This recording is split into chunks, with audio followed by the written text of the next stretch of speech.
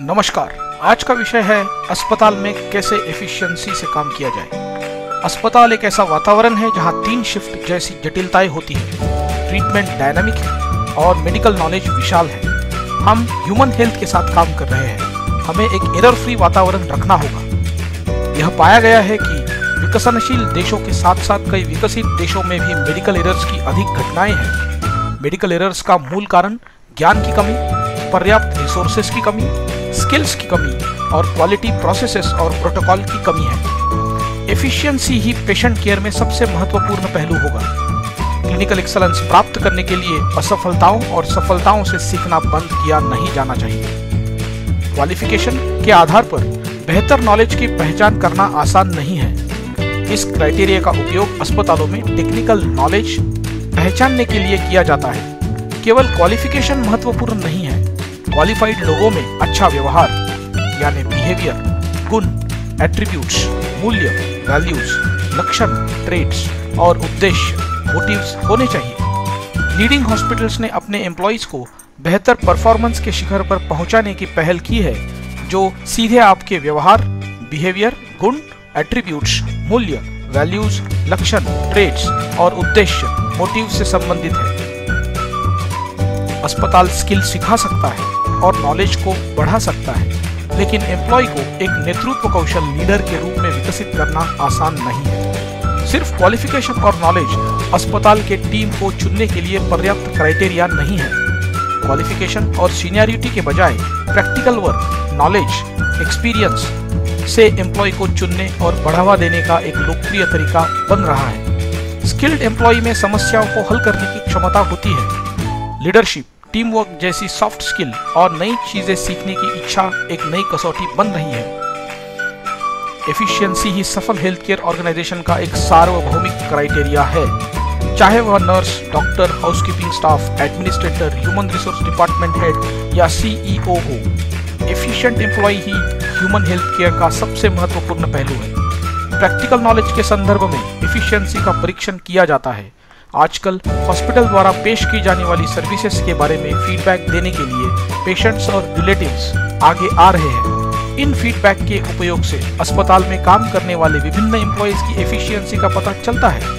साथ ही internal feedback मतलब आपके साथी कर्मचारियों के फीडबैक लेके समस्याओं को हल करने के लिए एम्प्लॉयज की एफिशिएंसी की रैंकिंग का पता लगा सकते हैं। स्किल्ड और एक्सपीरियंस्ड एम्प्लॉयज को खोजने के लिए कम्युनिकेशन टेक्नोलॉजी की कमी थी। 21वीं सदी में हम कई रिक्रूटमेंट कंसल्टेंट की मदद से और इनके परामर्शों के माध्यम से क्वालिफाइड और एक्सपीरियंस्ड एम्प्लॉयज का पता लगाना बहुत आसान है, लेकिन डिपार्टमेंट स्पेसिफिक स्किल्स से संबंधित क्वालिफिकेशन की पहचान करने की चुनौती अभी भी बनी हुई है।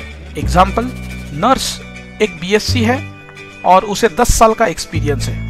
एक बड़े हॉस्पिटल को कार्डियक यूनिट शुरू करना है। अब हेड कार्डियक यूनिट की जरूरत है, मगर उस नर्स को सच में कार्डियक प्रोसीजर्स की जानकारी है या नहीं है, ये इंटरव्यू से पता लगने की संभावना बहुत कम है। लीडिंग हॉस्पिटल्स ने एम्प्लॉयज की क्वालिफिकेशन और स्किल की पहचान करने के लिए अपनी खुद की सिस्टम विकसित की है। Background verification, written exam, detail interview और इंटरैक्टिव सत्र इच्छित स्किल की पड़ताल करते हैं। जैसा कि लीडिंग हॉस्पिटल का मानना है कि केवल स्किल्ड और एफिशिएंट एम्प्लॉय ही हॉस्पिटल्स को इच्छित स्तर तक बढ़ने में मदद कर सकते हैं। जब हम क्वालिफिकेशन के बारे में सोचते हैं तो केवल डिग्री सर्टिफिकेट ही पर्याप्त नहीं है। नॉलेज और क्वालिफिकेशन से परे सबसे महत्वपूर्ण हिस्सा एम्प्लॉयज का स्किल और अनसर्टेनिटीज से उत्पन्न हुए समस्याओं को हल करने की क्षमता है। कई क्वालिफाइड और knowledgeable health care employees senior के साथ उनकी समस्याओं को शेयर करते हैं और उम्मीद करते हैं कि उन्हें समस्याओं को हल करने के लिए सहायता और मार्गदर्शन मिलना चाहिए। अब जैसा कि ह्यूमन मैनेजमेंट में क्रांति हो रही है, हॉस्पिटल्स को उम्मीद है कि प्रत्येक क्वालिफाइड एम्प्लॉय अपनी समस्याओं को अपने दम पर हल करने में सक्षम होना चाहिए। रिजल्ट ओरिएंटेड वर्क स्टाइल अपेक्षित है। कई हॉस्पिटल्स में इस तरीके से रिक्रूटमेंट होती है। रिक्रूटमेंट और इंटरव्यूज आमतौर पर क्वालिफिकेशन, वेशभूषा, सुपरफिशियल नॉलेज और दृष्टिकोण जैसे सुपरफिशियल क्राइटेरिया के आधार पर होता है। यहाँ तक कि बिहेवियर जैसे सॉफ्ट स्किल को भी ठीक से मापा नहीं जा रहा है। पर्सनालिटी, बिहेवियर का एनालिसिस सब्जेक्टिव है जॉब डिस्क्रिप्शन सीनियरिटी के आधार पर होता है। उदाहरण के लिए कार्डियक सेवा में एक पोस्ट ग्रेजुएट नर्स ऐसे मेट्रॉन को रिपोर्ट करती है जो न तो पोस्ट ग्रेजुएट है और न ही जटिल कार्डियक प्रक्रिया से अवगत है। प्रमोशन के उद्देश्य से एम्प्लॉइज के विकास को लक्षित किया जाता है। Leadership, team work, project management, result oriented data analysis और knowledge expansion and self development जैसे क्राइटेरिया का उपयोग किया जाना चाहिए। प्रोडक्टिविटी, रिजल्ट और स्किल इंप्रूवमेंट में सुधार के आधार पर काम होना चाहिए। अस्पतालों में ह्यूमन मैनेजमेंट के लिए विकसित दृष्टिकोण को फ्रेशर्स और सीनियर्स द्वारा अच्छी तरह से अध्ययन करने की आवश्यकता है जो तेजी से प्रगति करना चाहते हैं। भर्ती और चयन कॉम्पिटेंसी योग्य एफिशिएंसी के आधार पर होता है। इंटरव्यू वास्तव में विभिन्न चरणों में होता है। पहला चरण एम्प्लॉय का सामान्य मूल्यांकन हो सकता है। दूसरा चरण आपके पिछले हॉस्पिटल में आपके द्वारा प्राप्त स्किल्स का डेमोन्स्ट्रेशन हो सकता है। व्यवहार कौशल, मूल्यों और दृष्टिकोण का आकलन करने के लिए विभिन्न परिदृश्य यानी सिनारियो दिए जाते हैं। हॉस्पिटल के इरादे के आधार पर जॉब डिस्क्रिप्शन बनाया जाता है। वास्तव में जॉब डिस्क्रिप्शन इंटरव्यू से पहले तैयार होता है और एम्प्लॉय की रिक्रूटमेंट तभी होती है जब स्किल्स जॉब डिस्क्रिप्शन से मैच करते हैं।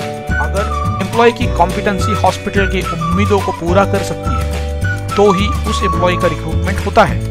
स्किल डेवलपमेंट आपके कॉम्पिटेंसी एनालिसिस पर आधारित है। हॉस्पिटल के इरादे और एम्प्लॉय की अक्षमता का विश्लेषण किया जाता है। एम्प्लॉय का स्किल इंप्रूवमेंट और डेवलपमेंट शक्य है क्या, इसका मूल्यमापन किया जाता है। मूल्यांकन जॉब डिस्क्रिप्शन के आधार पर होता है। कॉम्पिटेंसी एनालिसिस एम्प्लॉयज के काम के बारे में ओवरऑल एक्सपीरियंस के आधार पर किया जाता है। Direct observation, patients feedback, documentation analysis, improvement training certificates, working as team member और टीम लीडर और internal feedback from department colleagues और एम्प्लॉइज से ही एम्प्लॉय का कॉम्पिटेंसी का आकलन करने के नए तरीके हैं। हर हॉस्पिटल का कॉम्पिटेंसी असेसमेंट फ्रेमवर्क होता है। उदाहरण के लिए हॉस्पिटल इन 8 विशेषताओं द्वारा कॉम्पिटेंसी का अनुमान लगा सकता है।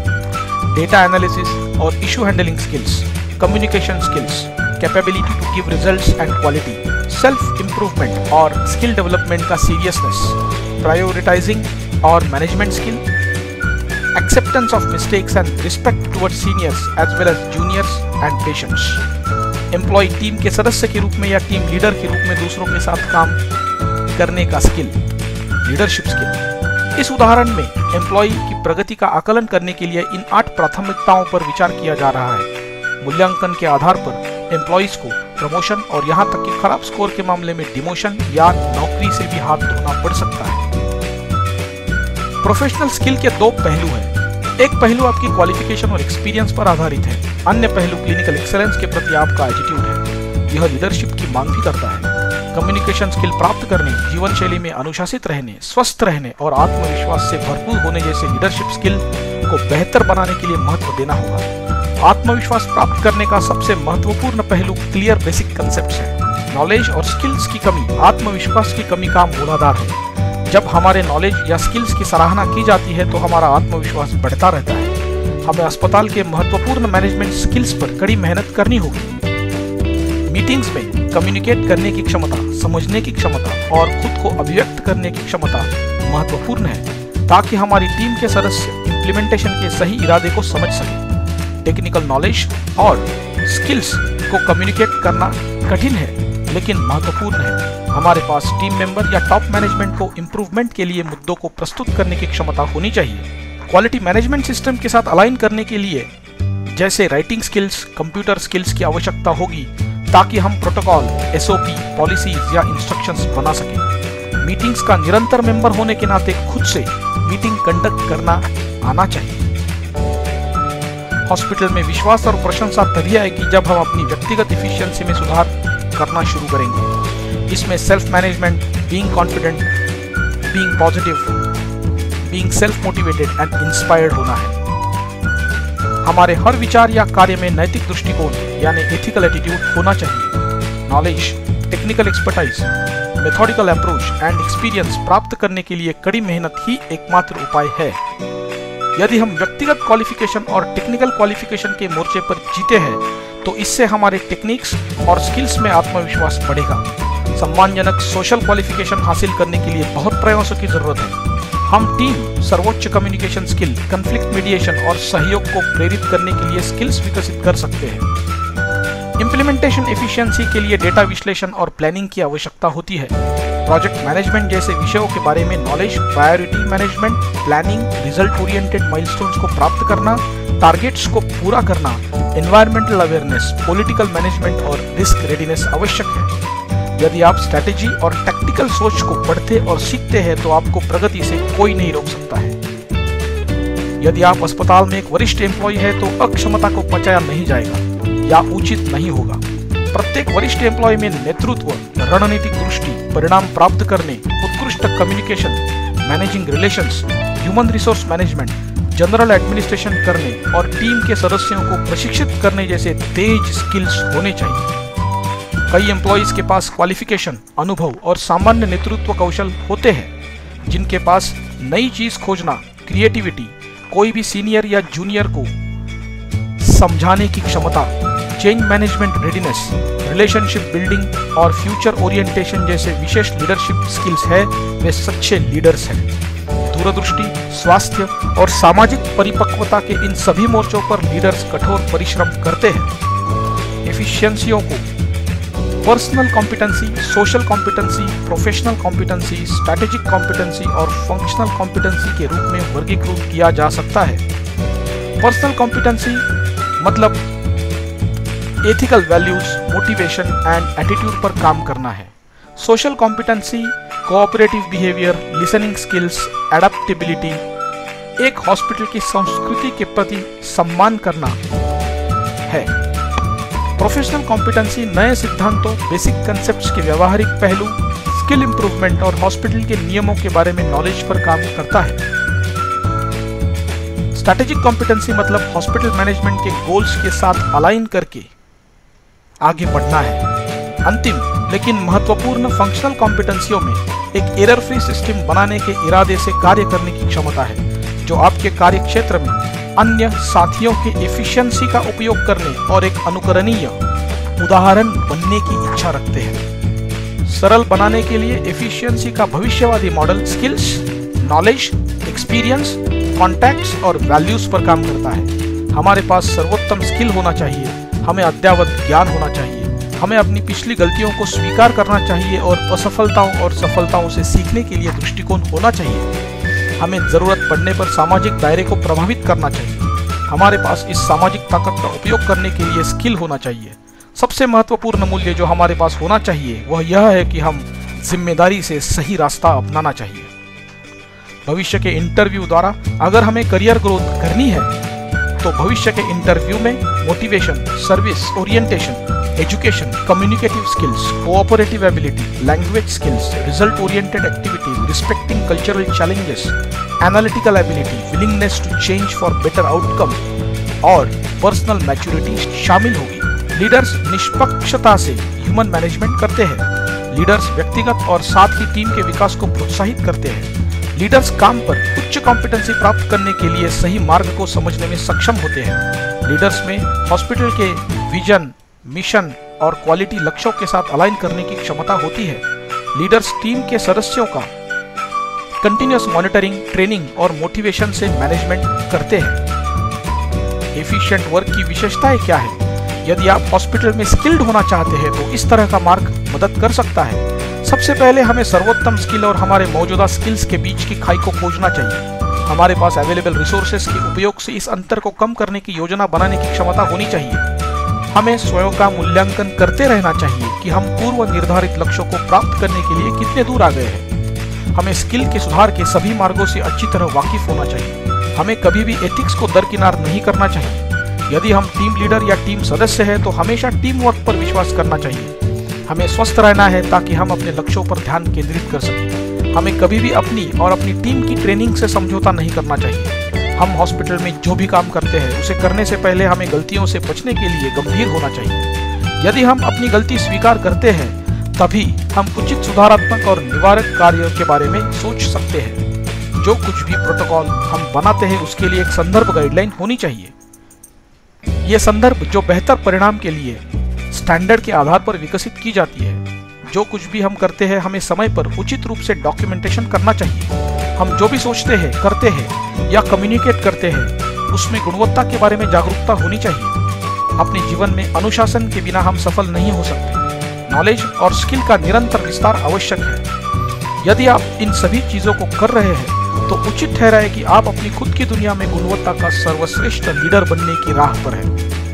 हम जो कुछ भी करते हैं उसे सरल बनाने के लिए हमें स्टैंडर्ड्स के आधार पर डेवलप किए गए प्रोटोकॉल्स, स्टैंडर्ड ऑपरेटिंग प्रोसीजर्स और पॉलिसीज को फॉलो करना चाहिए। हमें सभी स्टैंडर्ड्स को पढ़ना और समझना होगा। एक बार जब हम प्रोटोकॉल का विकास या निर्माण करते हैं तो प्रोटोकॉल को लागू करने से पहले पूरी तरह से प्रशिक्षण सुनिश्चित किया जाएगा। किसी भी प्रोटोकॉल को शुरू करने या इम्प्लीमेंटेशन करने से पहले आपको इसे वैलिडेट करना चाहिए। हमें जो कुछ भी करना है हमें उचित रूप से डॉक्यूमेंटेशन करना है। कोई भी काम का रिकॉर्ड नहीं मतलब वो काम नहीं हुआ है ऐसा प्रतीत होता है। एरर फ्री एनवायरनमेंट में प्रयास के बावजूद गलतियां हो सकती है। हमें भविष्य में दोहराव से बचने के लिए सभी गलतियों के लिए उचित सुधारात्मक और निवारक कार्रवाई यानी करेक्टिव एंड प्रिवेंटिव एक्शंस लेनी चाहिए। हमें अपने साथ साथ अपनी टीम और सदस्यों के लिए नॉलेज और स्किल को अपग्रेड करने पर ध्यान देना होगा।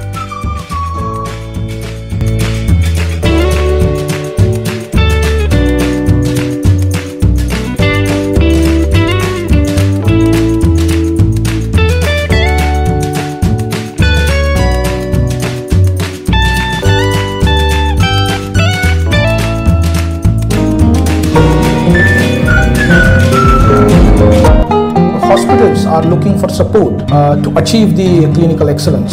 One of the resolution is to go for accreditations, to set the standards, to follow some standards. The second step, which will get close to the clinical excellence, is hospital staff training. GAP is to train the staff or to develop such trainings which will focus on patient satisfaction and revenue growth. So such trainings which will develop the quality thinking in the hospital staff, and by that I feel the patient satisfaction if increases, then obviously it will impact on revenue. And we also certify all the staff, we also give them the course material, and at the same time we have affiliation with United States Higher Learning Board for Education. We'll be giving you the international certificate, which can be a very high motivating factor. We are approaching towards clinical excellence and we can progress together.